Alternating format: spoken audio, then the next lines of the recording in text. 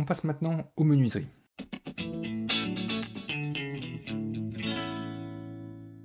Donc cette maison a eu les menuiseries refaites récemment, en 2019, sauf la porte d'entrée. Donc nous allons effectivement ici saisir les caractéristiques de ces différentes menuiseries, et nous avons aussi également des fenêtres de toit qui sont également récentes.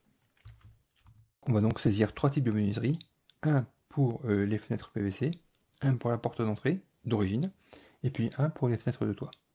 Alors nous allons commencer par les fenêtres PVC, qui sont toutes fermetures battantes.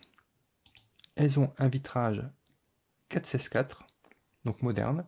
Ici, par défaut, pour ces types de vitrages avec 16 mm ou 20 mm d'épaisseur, le logiciel considère qu'ils sont modernes et donc ils sont faiblement émissifs, et avec une lame d'argon ou de krypton au lieu d'une lame d'air.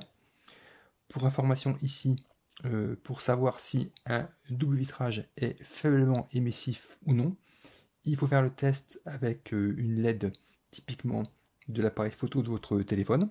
Vous éclairez avec cette LED la vitre, vous avez des reflets, et si l'un des reflets est violacé, alors il est faiblement émissif. Si les 4 reflets sont blancs, il n'est pas faiblement émissif. C'est très important parce que ici, un double vitrage faiblement émissif est 3 fois plus isolant qu'un double vitrage ordinaire. Là, on a des volets ici battants en bois.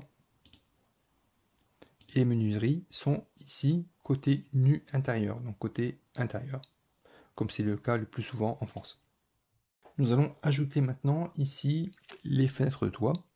Donc les fenêtres de toit sont en bois, également avec double vitrage 4/16/4, idem, faiblement émissif avec lame d'argon.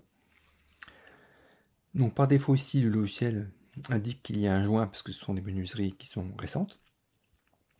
Il ne faut pas oublier ici de cocher la largeur des dormants, c'est important pour les ponts thermiques. Donc il faut cocher la case si les épaisseurs de dormants sont supérieures ou égales à 8 cm. Donc c'est le cas pour les fenêtres du rez-de-chaussée, ce n'est pas le cas pour les fenêtres de toit. Ici on a un volet roulant alu extérieur sur les fenêtres de toit, qui sont également au nu intérieur. Il nous manque à présent la porte. Donc on a une porte bois PVC.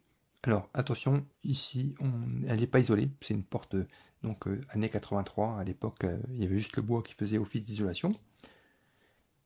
Donc fermeture battante, dormant épais supérieur à 8 cm, et qui est également au nu intérieur. Nous avons donc saisi ici les trois types de menuiserie.